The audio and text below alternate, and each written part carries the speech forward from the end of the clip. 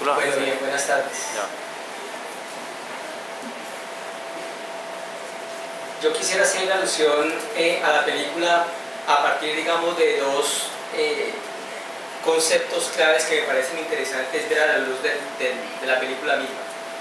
Una, indudablemente, es que lo que muestra la película en torno a la captura y, digamos, detención por fuera del marco de la ley que hace el Estado argentino durante el inicio de la dictadura en el año 76, pues es indudablemente una muestra de violación de derechos humanos. Yo ahí quisiera hacer una alusión alrededor de ese problema. Y a propósito de eso, digamos, la reflexión que hace una escuela filosófica, que es la escuela de Frankfurt, particularmente la figura de Max Horkheimer y Theodor Adorno, que le ayudan a uno a reflexionar cómo a través de la racionalidad instrumental, administrada, claramente racionalizada, es capaz de desconocer un concepto clave como el de la dignidad humana. Yo me quiero mover en esos dos parámetros. Seguramente Carlos hará una referencia más cercana al problema del movimiento estudiantil, que, como vemos, aquí muestran, digamos, una alusión directa histórica, que es el año 75, cuando en La Plata comienza todo el movimiento estudiantil alrededor de los derechos fundamentales en torno a la igualdad de la educación para todos los estudiantes en Argentina. Pero eso venía de una reforma del año 52, inclusive cercana al peronismo, donde en Rosario se hace el primer movimiento estudiantil en torno a salvaguardar los derechos fundamentales de la educación en Argentina.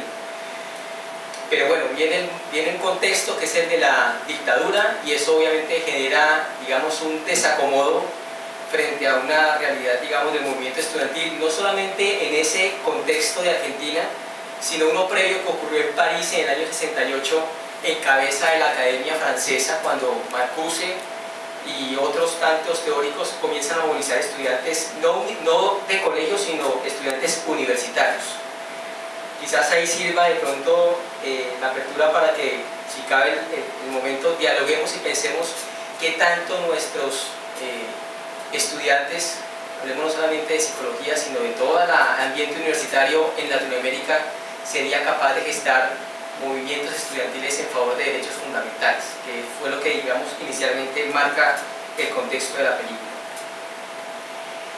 Creo que habría que añadir algo importante, si usted no ha leído el libro, pero vale la pena en algún momento leerlo, es que, bueno, obviamente los protagonistas que nos muestran aquí ya son, digamos, relativamente jóvenes adultos, pero estos eran jóvenes que oscilaban entre los 15 y los 16 años, es decir, estamos hablando de estudiantes de noveno, décimo y 11 grado de nuestro sistema formal de educación, pero que tenían claro algo, y es que soñar por las utopías y soñar por los ideales de reivindicar derechos fundamentales para la gran mayoría de ciudadanos era algo que se gestaba desde las mismas aulas de clase. Quizás no en espacios formales de educación, pero sí en movimientos estudiantiles que primero comenzaron con la reflexión. Horacio, por ejemplo, y Claudio eran unos lectores muy juiciosos de la teoría marxista. Claudio, previo a la lucha por el boleto estudiantil, ya se había leído los 3 volúmenes del Capital, y no lo había leído únicamente como un marxista populista, lo había leído, digamos, en clave de entender en qué consistía, digamos, la reivindicación de la lucha de carácter revolucionario no armado, porque digamos que esa es otra lectura que uno podría hacer del ejercicio, y que seguramente fue la lectura que hicieron en su momento quienes deciden tomarlos como rehenes, capturarles y hacer todo el proceso que vimos en la película. ¿Por qué es importante circunscribir este tema de la película en el debate de derechos humanos? Porque indudablemente cuando el Estado se le ha dado el carácter de no solamente garantizar la salvaguarda de los derechos humanos, sino que abiertamente se constituye en una instancia de violación de los mismos, quizás lo que le queda a uno como cuerpo civil, ahí estamos hablando nosotros como ciudadanos, es denunciar lo que se establece como violación directa de los derechos humanos. Más cuando se pone en entredicho un concepto tan clave y tan fundante dentro de los derechos humanos como el de la dignidad humana, es decir, la posibilidad de decidirse y autodeterminarse como sujetos bajo el criterio que cada quien decida y conciba.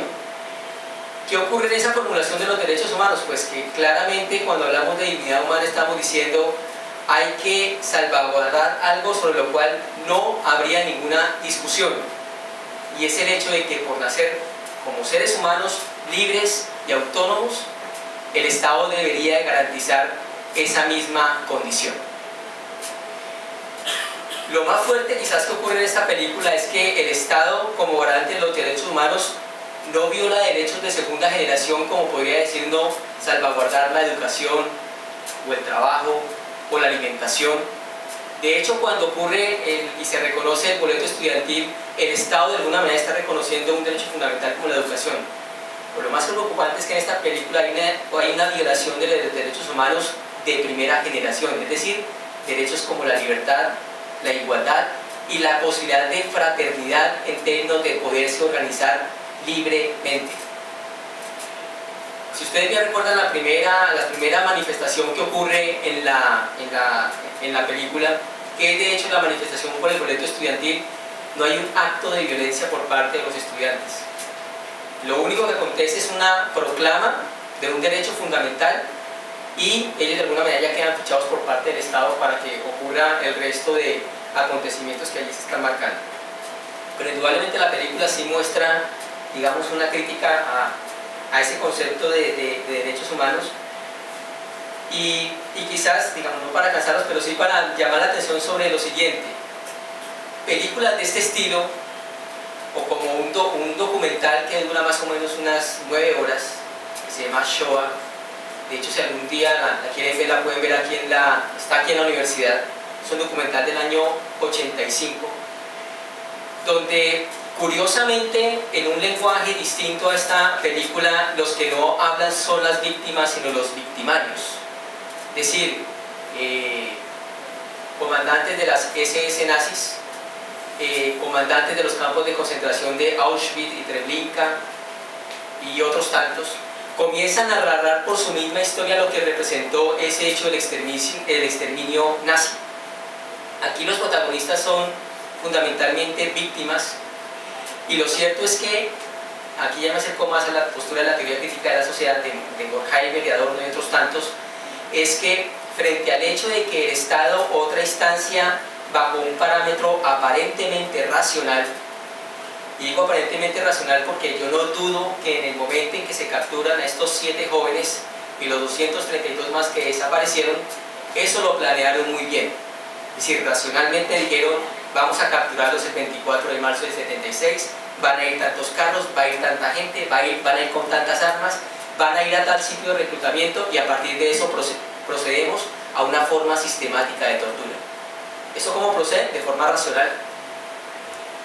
Lo que hacen los críticos de Frankfurt es que no nos podemos olvidar que la única manifestación de la racionalidad no puede ser la racionalidad de carácter instrumental. Es decir, aquella que justificaría bajo una racionalidad de fines y medios cualquier tipo de vulneración a la dignidad de las personas. Entonces, una película como estas y otras tantas, yo nombraba Shoah y otras tantas que puede haber, lo que le queda a uno en el imaginario es que no nos podemos dar el lujo como raza humana, como expresión humana, dejar que se silencie a las víctimas.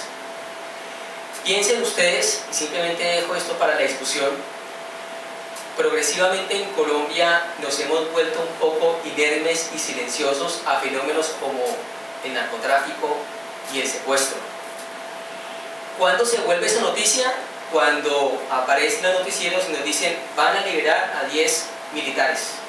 Entonces toda la atención nuestra se pone porque van a liberar a esas personas, pero quizás no tomamos conciencia como fuente de pensamiento de todo lo que eso representa en contra de la dignidad de los seres humanos. ¿Qué pudo generar, no solamente psicológica, sino social y culturalmente, un fenómeno como el secuestro en esos 10 militares que liberaron la semana pasada por más de 14 años? La historia irá diciendo, pero ya sabemos que hay varios que ya fueron liberados hace un tiempo y están caminando como vendedores ambulantes o simplemente como personas de la calle, muchos de esos soldados que en algún momento estuvieron secuestrados en las selvas colombianas.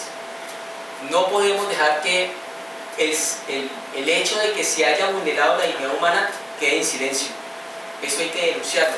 hasta tal punto que, bueno, aquí aparecen dos madres, que son las que están yendo de sitio en sitio buscando a sus hijos, pero todos los meses de mayo se reúnen en las plazas de Buenos Aires y de La Plata y de Rosario, madres de desaparecidos hace más de 30 años, que están tratando de reivindicar derechos fundamentales. ¿Y cuál es el derecho fundamental aquí? Que aparezcan sus hijos. Ya sabemos que no van a aparecer, pero no están dejando en silencio el hecho de algo que se ha debido denunciar en su momento, que, digamos, no existían los elementos jurídicos como la Corte Penal de La Haya o otras tantas que podrían decir, bueno, vamos a juzgar a estas personas, pero no nos podemos dar, digamos, el lujo como raza humana de que eso se siga manteniendo.